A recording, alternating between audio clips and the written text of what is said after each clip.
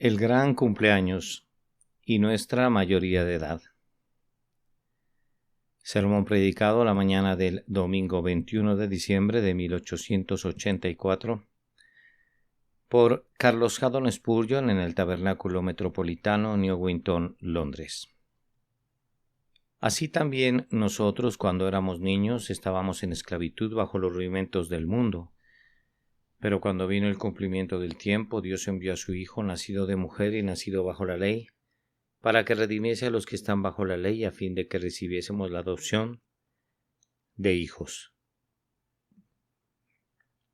Y por cuanto sois hijos, Dios envió a vuestros corazones el Espíritu de su Hijo, el cual clama, Abba, Padre. Gálatas capítulo 4, versículo 3 al 6. El nacimiento de nuestro Señor Jesucristo en este mundo es un manantial de una dicha pura y sin mezcla. Asociamos con su crucifixión una buena dosis de dolorosa lamentación, pero su nacimiento en Belén nos provoca únicamente deleite. El cántico angélico era un apropiado acompañamiento para ese dichoso acontecimiento, y la llenura de la tierra de paz y de buena voluntad es una consecuencia apropiada de ese condescendiente hecho.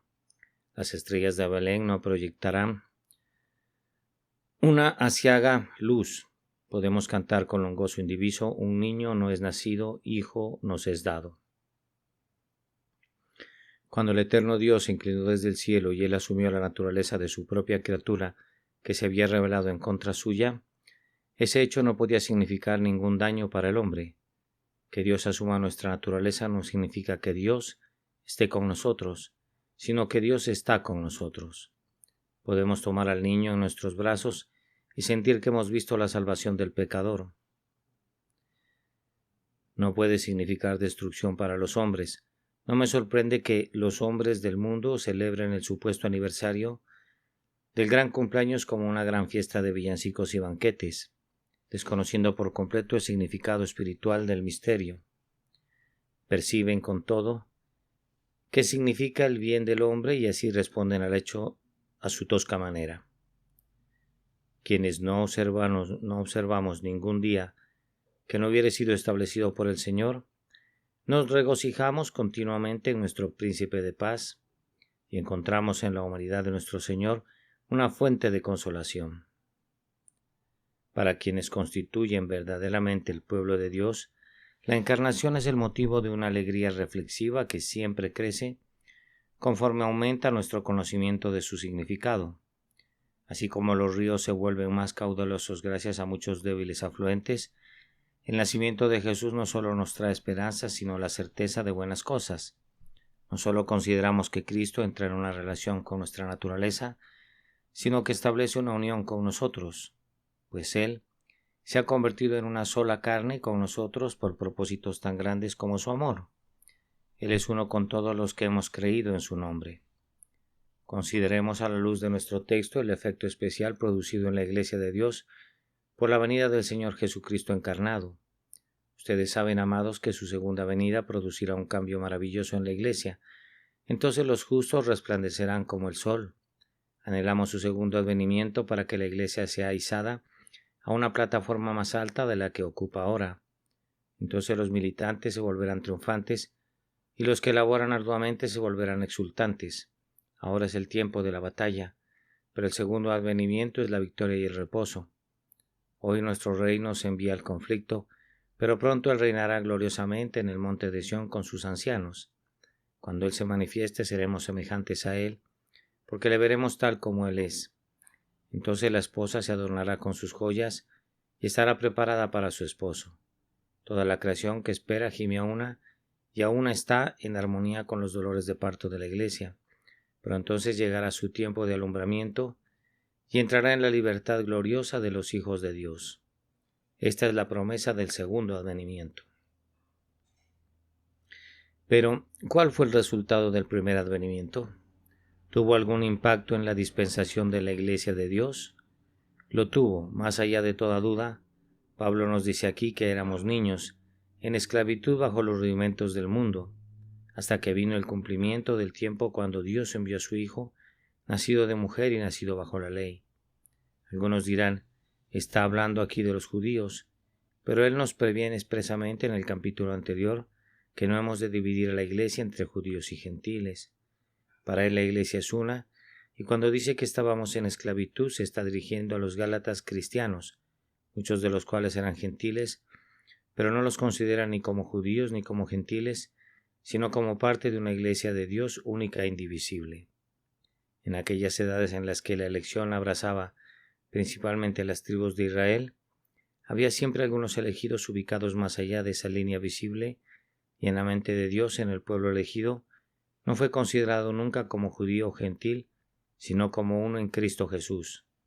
Entonces Pablo nos hace saber que la iglesia hasta el momento de la venida de Cristo era como un niño de escuela bajo tutores y ayos, o como un joven que no había alcanzado la edad de la discreción y por tanto que era mantenido muy apropiadamente bajo ciertas restricciones.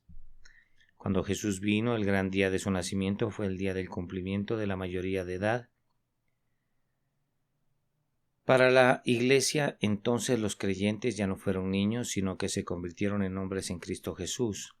Por medio de su primer advenimiento, nuestro Señor hizo pasar a la Iglesia de su minoría de edad y de estar bajo tutela a una condición de madurez en la que fue capaz de tomar posesión de la herencia y de reclamar sus derechos y libertades, y gozarlos. Fue maravilloso pasar de estar bajo la ley como su ayo a salir de su vara y su gobierno y llegar a la libertad y al poder de un heredero adulto. Pero así fue el cambio para los creyentes de tiempos antiguos, y en consecuencia hubo una maravillosa diferencia entre los mayores del Antiguo Testamento y los más pequeños del Nuevo. Entre los que nacen de la mujer no se levantó otro mayor que Juan el Bautista, y sin embargo el más pequeño en el reino de los cielos mayor es que él. Juan el Bautista puede ser comparado con un joven de 19 años, todavía un infante en la ley, todavía bajo su ayo, todavía incapaz de tocar su herencia, pero el más pequeño creyente en Jesús ha superado su minoría de edad y ya no es esclavo sino hijo, y si hijo también heredero de Dios por medio de Cristo. Que el Espíritu Santo bendiga el texto para nosotros mientras lo usamos de esta manera. Primero, hemos de considerar la gozosa misión del Hijo de Dios en sí misma, y luego hemos de considerar el feliz resultado que ha provenido de esa misión, según está expresado en nuestro texto.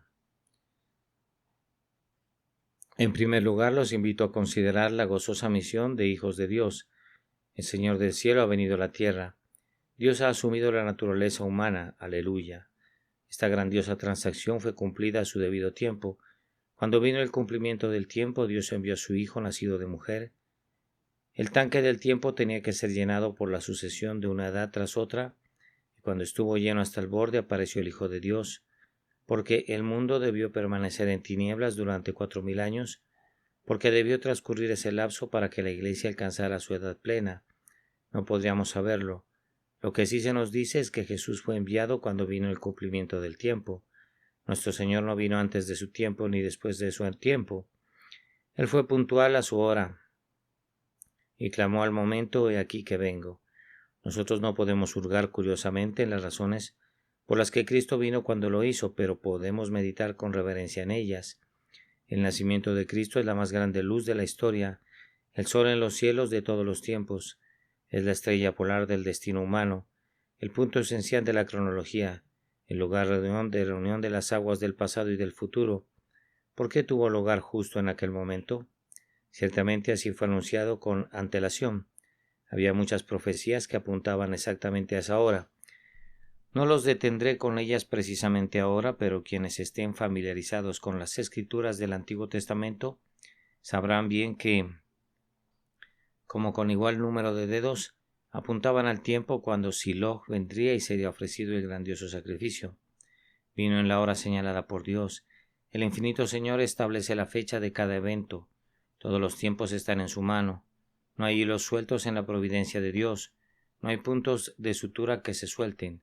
No hay eventos que sean dejados al azar. El gran reloj del universo marca un tiempo preciso y toda la maquinaria de la provincia se mueve con una puntualidad certera. Era de esperarse que el más grande de todos los eventos fuera cronometrado muy precisa y sabiamente, y así fue. Dios quiso que fuera donde fue y cuando fue, y esa voluntad es para con nosotros la razón última. Si pudiéramos sugerir algunas razones que fueran apreciadas por nosotros mismos, deberíamos ver la fecha en referencia a la Iglesia misma en cuanto al tiempo del cumplimiento de su mayoría de edad. Hay una medida de razón en establecer la edad de 21 años como el periodo de la mayoría de edad de un hombre, pues entonces está maduro y plenamente desarrollado. No sería sabio establecer que una persona fuera mayor de edad a la edad de 10 u 11 o 12 años. Cualquiera vería que esos años pueriles serían inapropiados.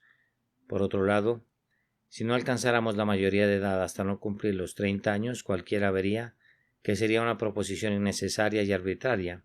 Ahora, si fuésemos los bastante sabios, veríamos que la Iglesia de Dios no habría podido tolerar la luz del Evangelio antes del día de la venida de Cristo. Tampoco habría sido bueno mantenerla en las sombras más allá de ese tiempo.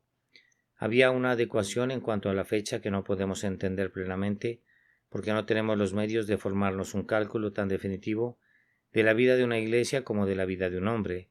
Solo Dios conoce los tiempos y las sazones para una iglesia, y sin duda para él los 4000 años de la antigua dispensación constituyeron un periodo apropiado para que la iglesia permaneciera en la escuela y llevara el yugo en su juventud. El tiempo del cumplimiento de la mayoría de edad de un hombre ha sido establecido por la ley en referencia a quienes lo rodean. Para los sirvientes no sería conveniente que el niño de 5 o 6 años fuera su patrón. En el mundo del comercio no sería conveniente que un muchacho ordinario de 10 o 12 años fuera un comerciante por cuenta propia. Hay una adecuación con referencia a parientes, vecinos y dependientes. Así había una adecuación en el tiempo en que la Iglesia cumpliera su mayoría de edad con relación al resto de la humanidad. El mundo tiene que conocer su oscuridad para poder valorar la luz cuando brilla. El mundo tiene que cansarse de su esclavitud para que pueda darle la bienvenida al grandioso emancipador. El plan de Dios era que la sabiduría del mundo demostrara ser necedad. Él tenía la intención de permitir que el intelecto y la habilidad se agotaran y entonces enviaría a su Hijo. Él permitiría que el hombre comprobara que su fuerza era una debilidad perfecta, y entonces él se convertiría en su justicia y su fuerza. Entonces, cuando un monarca gobernaba todas las tierras, y cuando el templo de la guerra fue cerrado después de años de derramamiento de sangre, el Señor a quien buscaban los fieles apareció de pronto. Nuestro Señor y Salvador vino cuando el tiempo era cumplido, y era como una cosecha lista para ser segada. Y así vendrá de nuevo cuando una vez más la edad esté madura y lista para su presencia. Observen en cuanto al primer advenimiento que el Señor se movía en él hacia el hombre. Cuando vino el cumplimiento del tiempo, Dios envió a su Hijo. Nosotros no nos movimos hacia el Señor, sino que el Señor se movió hacia nosotros. Yo no encuentro que el mundo en arrepentimiento buscara a su Hacedor. No, antes bien el propio Dios ofendido, en infinita compasión rompió el silencio y vino para bendecir a sus enemigos. Vean cuán espontánea es la gracia de Dios. Todas las cosas buenas comienzan con Él. Es muy deleitable que Dios demuestre un interés en cada etapa del crecimiento de su pueblo, desde su infancia espiritual hasta la edad adulta espiritual. Así como Abraham hizo un gran banquete cuando fue destetado Isaac, así el Señor hace un banquete cuando su pueblo cumple la mayoría de edad. Mientras eran como menores de edad bajo la ley de las observancias ceremoniales, Él los condujo y los instruyó. Él sabía que el yugo de la ley era para su bien, y los consolaba mientras los soportaban, pero se alegró cuando llegó la hora para su gozo más pleno. Oh, cuán verazmente dijo el salmista, cuán preciosos me son, oh Dios, tus pensamientos, cuán grande es la suma de ellos. Declaren con gozo y alegría que las bendiciones de la nueva dispensación, bajo la cual estamos, son los dones espontáneos de Dios, cuidadosamente otorgados con gran amor, que hizo sobreabundar para con nosotros en toda sabiduría e inteligencia. Cuando vino el cumplimiento del tiempo, Dios mismo intervino para conceder a su pueblo sus privilegios, pues no es voluntad suya que nadie de su pueblo se pierda de un solo punto de las bendiciones. No es su deseo que seamos bebés, Él quiere que seamos hombres. Si padecemos hambre no es por su deseo, pues Él quiere llenarnos con el pan del cielo. Observen la intervención divina. Dios envió a su Hijo. Espero que no les parezca aburrido que me detenga para considerar la palabra envió. Dios envió a su Hijo. Esa expresión me produce un gran placer, pues sella toda la obra de Jesús. Todo lo que Cristo hizo, lo hizo por comisión y autoridad de su Padre. El grandioso Señor, cuando nació en Belén y asumió nuestra naturaleza, lo hizo bajo la autorización divina, y cuando llegó y distribuyó dones a manos llenas entre los hijos de los hombres, era mensajero y embajador de Dios, era el plenipotenciario de la corte del cielo. Detrás de cada palabra de Cristo está la garantía del Eterno. Detrás de cada promesa de Cristo hay un juramento de Dios. El Hijo no hace nada por sí mismo, sino que el Padre obra con él y en él. Oh alma, cuando tú te apoyas en Cristo, no estás confiando en un Salvador amateur ni en un Redentor que no ha sido comisionado, sino en uno que es enviado por el Altísimo y que por tanto está autorizado en cada cosa que realiza. El Padre dice: Este es mi Hijo amado, a él oíd. Pues al oírlo a él están oyendo al Altísimo. Hemos de encontrar dicha, entonces, en la venida de nuestro Señor a Belén, porque él fue enviado.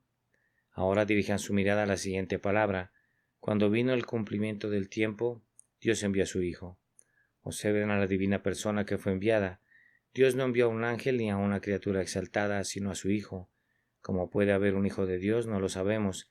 La eterna filiación del Hijo ha de permanecer, siendo por siempre uno de esos misterios en los cuales no podemos fisgar. Sería algo parecido al pecado de los hombres en Bet-Semes, si fuéramos a abrir el arca de Dios para contemplar las cosas profundas de Dios.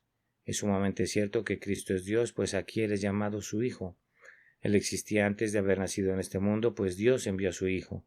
Él ya existía, pues de otra manera no podía haber sido enviado. Y a la vez que Él es uno con el Padre, con todo tiene que ser distinto del Padre y tiene que tener una personalidad separada de la del Padre, pues de otra manera no podría decirse que Dios envió a su Hijo.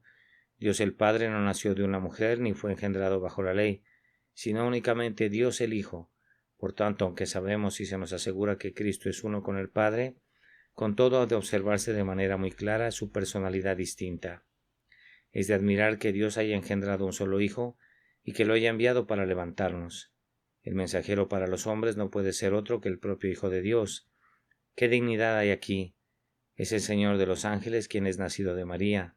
Es Él, sin quien nada de lo que ha sido hecho fue hecho, quien se digna ser medido en el pecho de una mujer y ser envuelto en pañales, oh la dignidad de esto, y consecuentemente, oh su eficiencia. Quien ha venido a salvarnos no es ninguna débil criatura como nosotros. Quien ha asumido nuestra naturaleza no es un ser de limitada fuerza, tal como podrían haberlo sido un ángel o un serafín, pero Él es el Hijo del Altísimo. Gloria sea dada a su bendito nombre. Reflexionemos con deleite sobre esto. Si se hubiera enviado algún profeta, con las alegres nuevas de la salvación, quien oyera ese bendito evento, podría rehusar su amor más tierno, pero fue aquel para quien el cielo no cesa nunca los aleluyas. Él es el poderoso Dios. Nos fue dado un príncipe de paz. Nadie sino aquel que nos creó podría redimir del pecado y del infierno. Nadie sino Él podía reinstalarnos en el rango del cual caímos. Prosigamos adhiriéndonos todavía a las propias palabras del texto, pues son muy dulces. Dios envió a su Hijo en una humanidad real, hecho de mujer, made of a woman. La versión revisada lo expresa apropiadamente así: nacido de mujer. Tal vez se pudieran aproximar más a la esencia del original si dijeran hecho para ser nacido de mujer, pues ambas ideas están presentes, el factum hecho y el natum nacido. El siendo hecho y el siendo nacido, Cristo era real y verdaderamente de la sustancia de su madre, tan ciertamente como lo es cualquier otro infante que nace en el mundo. Dios no creó la naturaleza humana de Cristo aparte para luego transmitirla a la excelencia mortal por algunos medios especiales. Antes bien, su Hijo fue hecho y fue nacido de mujer. Él es por tanto de nuestra raza un hombre como nosotros y no un hombre de otra especie. No deben cometer ningún error al respecto. Él no solo tiene la humanidad, mas tiene la humanidad nuestra, pues quien es nacido de mujer es un hermano para nosotros, independientemente de cuándo naciera. Sin embargo, hay una omisión que sin duda no fue intencional, al no mostrar cuán santa era esa naturaleza humana, pues Él es nacido de una mujer, no de un hombre. El Espíritu Santo cubrió con su sombra a la Virgen, y el santo ser nació de ella sin el pecado original, que pertenece a nuestra raza por decencia natural. Aquí hay una humanidad pura, aunque es una verdadera humanidad aunque es libre de pecado, nacido de mujer. Él era corto de días y hastiado de sinsabores, nacido de mujer. Estaba rodeado de nuestras debilidades físicas, pero como no era nacido del hombre, él estaba por completo desprovisto de toda tendencia al mal o al deleite en el mal. Yo les ruego que se regocijen en este íntimo acercamiento de Cristo con nosotros. Hagan sonar las campanas, si no en los campanarios y en las torres, sí dentro de sus corazones, pues nunca saludaron a sus oídos noticias más alegres que estas, que quien es el Hijo de Dios fue también nacido de mujer. Se agrega adicionalmente que Dios envió a su Hijo, hecho bajo la ley, o nacido bajo la ley, pues la palabra es la misma en ambos casos, y por los mismos medios por los que llegó a nacer de una mujer, él vino bajo la ley y ahora admiren y maravíllense. El Hijo de Dios vino bajo la ley. Él era el legislador y el promulgador y era a la vez el juez y el ejecutador de la ley y con todo, él mismo vino bajo la ley. Él estuvo bajo la ley desde que nació de una mujer. Eso lo hizo voluntariamente y sin embargo necesariamente. Él quiso ser hombre y siendo un hombre aceptó la posición y estuvo en el lugar del hombre como sujeto a la ley de la raza. Cuando lo tomaron y lo circuncidaron de acuerdo a la ley, se declaró públicamente que él estaba bajo la ley. Ustedes pueden comprobar cuán reverentemente observó los mandamientos de Dios durante el resto de su vida. Él tenía incluso una consideración escrupulosa hacia la ley ceremonial según fue dada por Moisés. Despreciaba las tradiciones y las supersticiones de los hombres, pero tenía un elevado respeto por la ley de la dispensación. Él vino bajo la ley moral para rendirle un servicio a Dios a nombre nuestro. Guardó los mandamientos de su Padre, obedeció plenamente la primera y la segunda tabla de la ley, pues amaba a Dios con todo su corazón y a su prójimo como a sí mismo. El hacer tu voluntad, Dios mío, me ha agradado, dice él, y tu ley está en medio de mi corazón. Podía decir verdaderamente del Padre, yo hago siempre lo que le agrada. Con todo fue algo maravilloso que el Rey de Reyes estuviera bajo la ley, y especialmente que viniera bajo el castigo de la ley así como a su servicio. Estando en la condición de hombre, se humilló a sí mismo haciéndose obediente hasta la muerte y muerte de cruz. Como era nuestra fianza y sustituto, estuvo bajo la maldición de la ley. Fue hecho por nosotros maldición, habiendo tomado nuestro lugar y habiendo asumido nuestra naturaleza. Aunque él mismo era sin pecado, se sometió a las rigurosas demandas de la justicia y a su tiempo inclinó su cabeza a la sentencia de muerte. Él puso su vida por nosotros. Murió el justo por los injustos para llevarnos a Dios. En este misterio de su encarnación, en esta maravillosa sustitución de sí mismo, por los pecadores radica la base de ese portentoso progreso que hicieron los creyentes cuando Jesús vino en la carne. Su advenimiento en forma humana comenzó la era de la madurez espiritual y de la libertad. Por tanto, yo les pido ahora, en segundo lugar, que contemplen el gozoso resultado producido por la encarnación de nuestro Señor. Debo regresar a lo que dijo antes. La venida de Cristo ha puesto un fin a la minoría de edad de los creyentes. Los miembros del pueblo de Dios entre los judíos eran hijos de Dios antes que Cristo viniera, pero eran meros bebés o hijitos. Eran instruidos en los rudimentos del conocimiento divino por medio de tipos, emblemas, sombras y símbolos, pero cuando Jesús vino, esa enseñanza infantil llegó a su término. Las sombras desaparecen una vez que la sustancia es revelada. Los símbolos no son necesarios cuando la persona simbolizada está ella misma presente. Qué gran diferencia entre la enseñanza de nuestro Señor Jesucristo, cuando muestra claramente las cosas del Padre, y la enseñanza de los sacerdotes cuando enseñaban, por medio de la lana escarlata y el hisopo y la sangre, cuán diferente es la enseñanza del Espíritu Santo, impartida por los apóstoles de nuestro Señor y la instrucción, mediante la utilización de comidas y bebidas y festivales. La antigua economía está oscurecida por el humo, ocultada tras unas cortinas, protegida de un acercamiento demasiado familiar, pero ahora llegamos valerosamente al trono, y con el rostro descubierto contemplamos como en un espejo la gloria de Dios. El Cristo ha venido y ahora se abandona la escuela del kindergarten y se cambia por la Universidad del Espíritu, por quien somos enseñados por el Señor para conocer cómo somos conocidos. El severo gobierno de la ley ha concluido.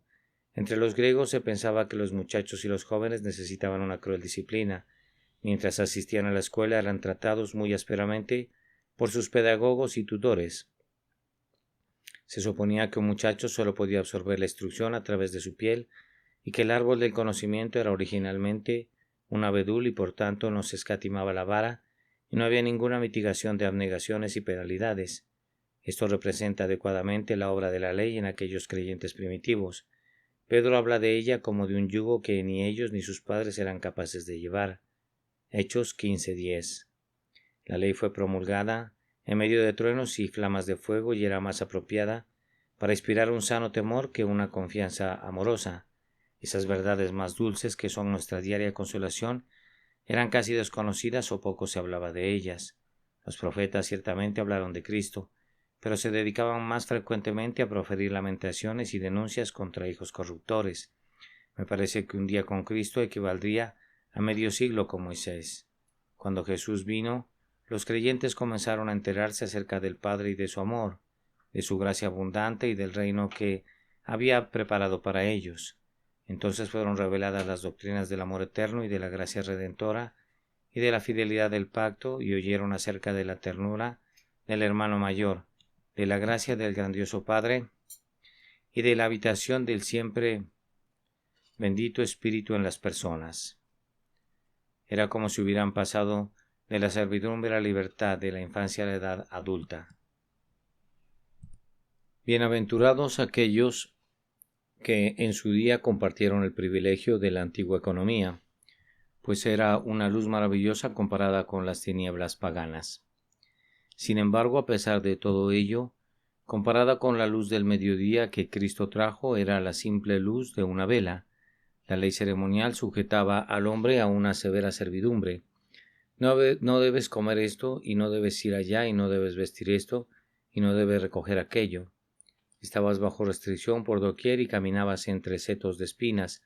Al israelita se le recordaba el pecado a cada instante y se le advertía de su perpetua tendencia a caer en una transgresión u otra. Era muy bueno que así fuera, pues es bueno que un hombre, mientras sea todavía joven, tome el yugo y aprenda la obediencia. Sin embargo, debe de haber sido fastidioso. Cuando Jesús vino, cuán feliz diferencia estableció. Parecía como un sueño de goce, demasiado lindo para ser verdad. Pedro no podía creerlo al principio y requirió de una visión que le asegurara que era así. Cuando vio ese gran lienzo que descendía, lleno de todo tipo de criaturas vivientes y de cuadrúpedos terrestres, y cuando se le ordenó que matara y comiera, dijo: Señor, no, porque ninguna cosa común o inmunda he comido jamás.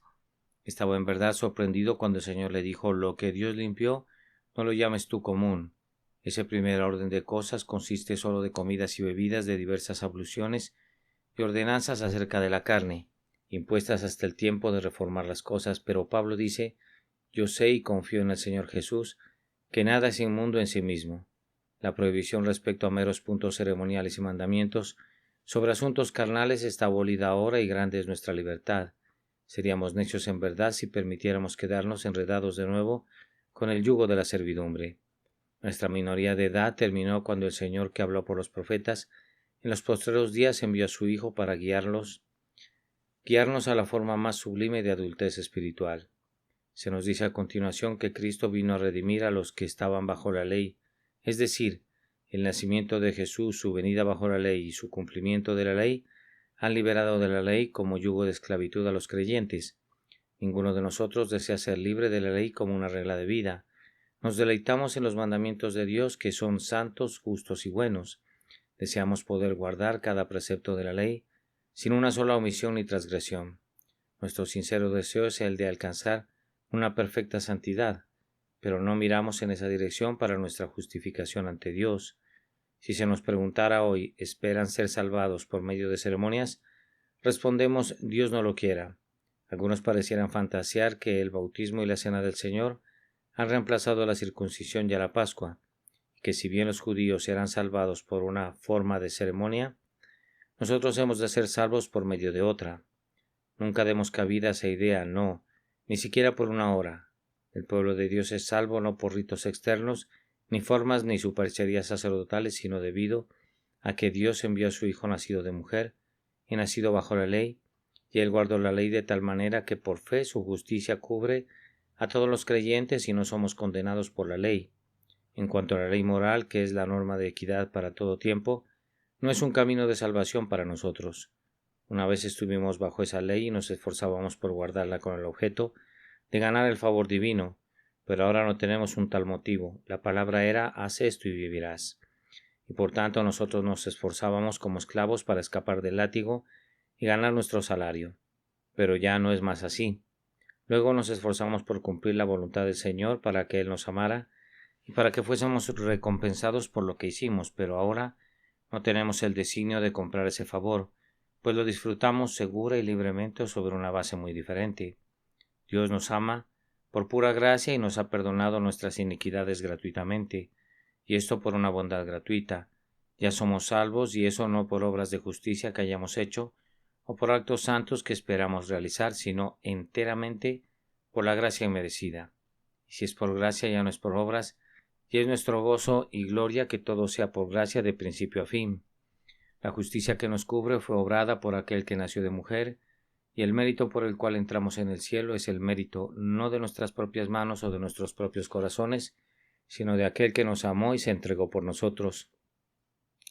Entonces somos redimidos de la ley porque nuestro Señor fue nacido bajo la ley, y nos volvemos hijos y ya no más siervos porque el grandioso Hijo de Dios se hizo siervo en lugar nuestro. ¿Qué dirá alguien? ¿Entonces tú no buscas hacer buenas obras? Ciertamente buscamos hacerlas. Antes hablábamos de ellas, pero ahora las realizamos realmente. El pecado no tendrá dominio sobre nosotros, pues no estamos bajo la ley, sino bajo la gracia. Por la gracia de Dios deseamos abundar en obras de santidad, y entre más podamos servir a nuestro Dios, más felices somos. Pero esto no es para salvarnos, pues ya somos salvos. Oh hijos de Agar, ustedes no pueden entender la libertad del verdadero heredero, es decir, del Hijo nacido según la promesa. Ustedes que están bajo esclavitud y sienten la fuerza de los motivos legales, no pueden entender cómo hemos de servir a nuestro Padre que está en el cielo con todo nuestro corazón y con toda nuestra alma, no por lo que obtengamos a cambio, sino porque Él nos ha amado y nos ha salvado, prescindiendo de nuestras obras. Sin embargo, así es, nos gustaría abundar en santidad para su honra, alabanza y gloria, porque el amor de Cristo nos constriñe. Qué privilegio es cesar del espíritu de esclavitud por haber sido redimidos de la ley. Alabemos a nuestro Redentor con todo nuestro corazón. Somos redimidos de la ley en cuanto a su operación sobre nuestra mente. Ahora ya no engendra ningún miedo en nosotros. He oído que algunos hijos de Dios dicen a veces bien, pero ¿no piensas que si caemos en pecado dejaremos de ser objeto del amor de Dios y entonces pereceremos? Esto equivaldría a arrojar un estigma contra el inmutable amor de Dios.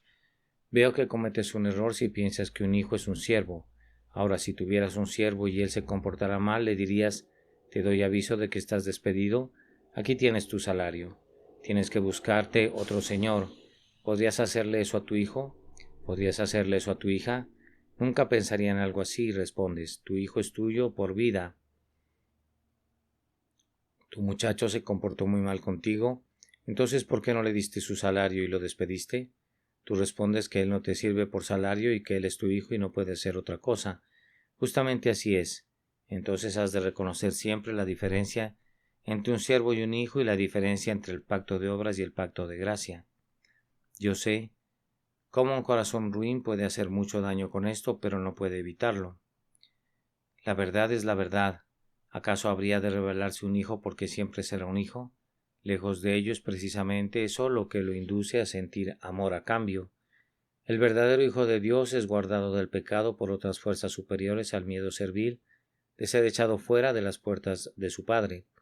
Si estás bajo el pacto de obras, pon mucho cuidado, pues si no cumples con toda la justicia, perecerás. Si estás bajo ese pacto, a menos que sea perfecto, estarás perdido. Un pecado te destruirá. Un pensamiento pecaminoso te llevará a la ruina. Si no has sido perfecto en tu obediencia, tienes que tomar tu salario y largarte. Si Dios trata contigo según tus obras, no habrá nada para ti excepto echa a esta sierva y a su hijo. Pero si eres un hijo de Dios, eso es un asunto diferente, todavía serás su hijo aun cuando Él te corrija por tu desobediencia. Ah, dice alguien, entonces puedo vivir como me plazca. Escucha, si eres un hijo de Dios te diré cómo te gustaría vivir. Desearías vivir en perfecta obediencia a tu Padre, y sería tu apasionado anhelo ser perfecto cada día. Así como tu Padre que está en el cielo es perfecto, la naturaleza de hijos que la gracia implanta es una ley para sí misma. El Señor pone su temor en los corazones de los regenerados de tal manera que no se apartan de Él. Habiendo nacido de nuevo y habiendo sido introducido en la familia de Dios, le rendirás al Señor una obediencia que no habrías pensado rendirle si solo hubieras sido impelido por la idea de la ley y del castigo. El amor es una fuerza dominante, y quien siente su poder odiará todo el mal. Entre más se vea que la salvación es por gracia, más profundo y más potente será nuestro amor y más trabajará por lo que es puro y santo. No cites a Moisés por motivos de obediencia cristiana. No digas el Señor me echará fuera a menos que haga esto y aquello. Tal plática es de la sierva y de su hijo, pero es muy inapropiada en la boca de un heredero del cielo, verdaderamente nacido de nuevo. Sácala de tu boca. Si eres un hijo, deshonras a tu padre. Cuando piensas que él repudiaría los suyos, te olvidas de tu condición de heredero espiritual y de tu libertad, cuando temes un cambio en el amor de Jehová. Está muy bien que un mero bebé hable de esa ignorante manera, y no me sorprende que muchos profesantes no sepan nada mejor, pues muchos ministros solo son evangélicos a medias, pero ustedes, que se han convertido en hombres en Cristo y saben que Él los ha redimido de la ley, no deberían regresar a tal esclavitud. Dios envió a su Hijo nacido de mujer y nacido bajo la ley, para que redimiese a los que están bajo la ley. ¿Para qué otras cosas vino? Noten adicionalmente a fin de que recibiésemos la adopción de hijos. El Señor Jesucristo se encarnó y vino para que su pueblo pudiera realizar, disfrutar y apropiarse plenamente de la adopción de hijos. Quiero que esta mañana vean si pueden hacer eso, que el Espíritu Santo los capacite. ¿Qué es recibir la adopción de hijos? Pues bien, es sentir, ahora estoy bajo el dominio del amor, como un amado hijo que es a la vez amado y amoroso. Yo entro y salgo de la casa de mi padre no como un siervo temporal, llamado por el día o la semana, sino como un hijo en casa. No estoy buscando ser contratado como un siervo, pues estoy siempre con mi padre, y todo lo que él tiene es mío. Mi Dios es mi Padre y su rostro me alegra. No le tengo miedo, antes bien me deleito en él, pues nada me puede separar de él. Siento un perfecto amor que echa fuera el miedo, y me deleito en él. Intenta ahora esta mañana entrar en ese espíritu. Esa es la razón por la que Cristo vino en la carne. Vino con el propósito de que ustedes, pueblo suyo, sean adoptados plenamente como hijos del Señor, ejerciendo y disfrutando todos los privilegios que la condición de hijos les proporciona. Y luego, a continuación, ejerzan su condición de herederos. Uno que es un hijo y que sabe que es un heredero de todas las propiedades de su padre, no padece en la pobreza ni actúa como un mendigo. Considera que todo es suyo. Considera que la riqueza de su padre lo hace rico. No piensa que esté robando si toma aquello que su padre le ha heredado, sino que lo usa libremente. Yo desearía que los creyentes se aprovecharan de las promesas y de las bendiciones de su Dios. Sírvanse con libertad, pues el Señor no dejará de darles ninguna cosa buena. Todas las cosas son suyas, solo necesitan usar la mano de la fe. Pidan lo que quieran. Si se apropian de una promesa, eso no sería pillaje. Pueden tomarla sin temor y decir, esto es mío. Su adopción conlleva grandes derechos, apresúrense a usarlos. Si hijos, también herederos, herederos de Dios y coherederos con Cristo. Entre los hombres los hijos son solo herederos, herederos en posesión. Una vez que el Padre muere, pero nuestro Padre que está en el cielo vive, y sin embargo tenemos plena herencia en Él.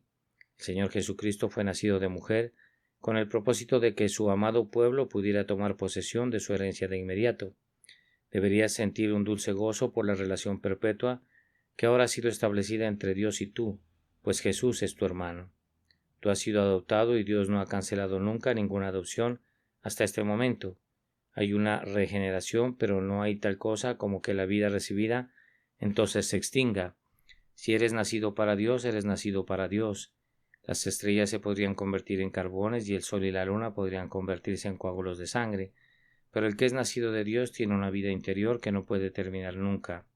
Él es un hijo de Dios y será un hijo de Dios. Por tanto, dejen que ande por todos lados como un hijo, como un heredero, como un príncipe de sangre real, que tiene una relación con el Señor que ni el tiempo ni la eternidad podían destruir jamás. Esta es la razón por la que Jesús fue nacido de una mujer y formado bajo la ley, para que pudiera darnos a disfrutar la plenitud del privilegio de hijos adoptados. Síganme un poco más por un minuto. Lo siguiente que Cristo nos ha traído al ser nacido de mujer es: por cuanto sois hijos, Dios envió a vuestros corazones el Espíritu de su Hijo. Aquí hay dos envíos. Dios envía a su Hijo y ahora envía a su Espíritu.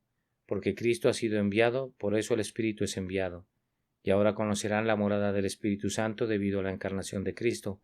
El Espíritu de luz, el Espíritu de vida, el Espíritu de amor, el Espíritu de libertad, el mismo Espíritu que había en Cristo está en ustedes. Ese mismo Espíritu que descendió sobre Jesús en las aguas del bautismo, ha descendido también sobre ustedes. Tú, oh Hijo de Dios, tienes el Espíritu de Dios como tu presente guía y consolador, y Él estará contigo para siempre. La vida de Cristo es tu vida y el Espíritu de Cristo es tu espíritu. Por lo cual este día ha de ser sumamente feliz, pues no has recibido de nuevo el espíritu de esclavitud para tener miedo, sino que has recibido el espíritu de adopción. Aquí terminamos, pues Jesús ha venido para darnos el clamor, así como el espíritu de adopción por el cual clamamos Abba Padre. De acuerdo a tradiciones antiguas, ningún esclavo podía decir Abba Padre, y de acuerdo a la verdad, según es en Jesús, nadie sino un hombre que es realmente un hijo de Dios y que ha recibido la adopción puede decir verdaderamente Abba Padre. En este día mi corazón desea para cada uno de ustedes, hermanos míos, que debido a que Cristo ha nacido en el mundo, ustedes puedan de inmediato cumplir la mayoría de edad y puedan decir en esta hora confiadamente Abba Padre. El grandioso Dios, el hacedor del cielo y de la tierra, es mi Padre, y yo me atrevo a declararlo sin miedo a que Él no reconozca el parentesco. El tronador, el gobernador del mar embravecido es mi Padre, y a pesar del terror de su poder yo me acerco a Él en amor. Aquel que es el destructor, que dice convertidos hijos de los hombres, es mi Padre, y no me alarma el pensamiento de que me llamará para ir a Él a su tiempo. Dios mío, tú que llamarás a las multitudes de los muertos de sus tumbas para que vivan, yo espero ansiosamente con gozo la hora cuando tú me llamarás y yo te responderé. Haz lo que quieras conmigo, pues tú eres mi Padre. Sonríeme, yo también te sonreiré y diré, Padre mío. Castígame y mientras lloro voy a clamar, Padre mío. Esto hará que todo sea para bien para mí, aunque sea muy difícil de sobrellevar. Si tú eres mi Padre, todo está bien para toda la eternidad. La amargura es dulce y la muerte misma es vida, puesto que tú eres mi Padre. Oh, viajen alegremente a casa ustedes, hijos del Dios viviente, diciendo cada uno para sí, tengo aquello que los querubines delante del trono nunca han ganado. Tengo una relación con Dios del tipo más cercano y más amoroso, y mi espíritu tiene esta palabra como su melodía, Abba Padre, Abba Padre. Ahora, queridos hijos de Dios, si alguno de ustedes está en esclavitud bajo la ley, ¿por qué seguir estándolo? Los redimidos han de salir libres. ¿Te encanta llevar cadenas? ¿Eres tú como las mujeres chinas que se deleitan en usar zapatitos que aprietan sus pies? ¿Te deleitas en la esclavitud? ¿Deseas ser cautivo? Tú no estás bajo la ley sino bajo la gracia. ¿Permitirás que tu incredulidad te ponga bajo la ley? Tú no eres un esclavo. ¿Por qué temblar como un esclavo? Tú eres un hijo, tú eres un heredero. Tienes que vivir de acuerdo a tus privilegios. Oh, tu simiente desterrada, alégrate. Eres adoptado en la casa de Dios, entonces no seas como un extraño. Oigo que Ismael se ríe de ti, déjalo que se ría. Cuéntale de él a tu padre, que pronto dirá, echa a esta sierva y a su hijo. El mérito humano no ha de burlarse de la gracia inmerecida. Tampoco hemos de entristecernos por los presentimientos del espíritu legalista. Nuestra alma se regocija y como Isaac se llena de una santa risa, pues el Señor Jesús ha hecho grandes cosas por nosotros, por las que nos alegramos. A Él sea la gloria por siempre y para siempre. Amén. Porción de la Escritura leída antes del sermón. Gálatas, capítulo 3, del 24 al 29. Capítulo 4 y capítulo 5, del 1 al 4. El gran cumpleaños y nuestra mayoría de edad. Este es un sermón que fue predicado la mañana del domingo 21 de diciembre de 1884 por Charles Haddon Spurgeon en el Tabernáculo Metropolitano, Newington, Londres. Así también nosotros, cuando éramos niños, estábamos en esclavitud bajo los rudimentos del mundo, Pero cuando vino el cumplimiento del tiempo, Dios envió a su Hijo, nacido de mujer, y nacido bajo la ley, para que redimiese a los que estaban bajo la ley, a fin de que recibiésemos la adopción de hijos, y por cuanto sois hijos, Dios envió a vuestros corazones el Espíritu de su Hijo, el cual clama, Abba Padre. Gálatas capítulo 4, versículo 3 al 6.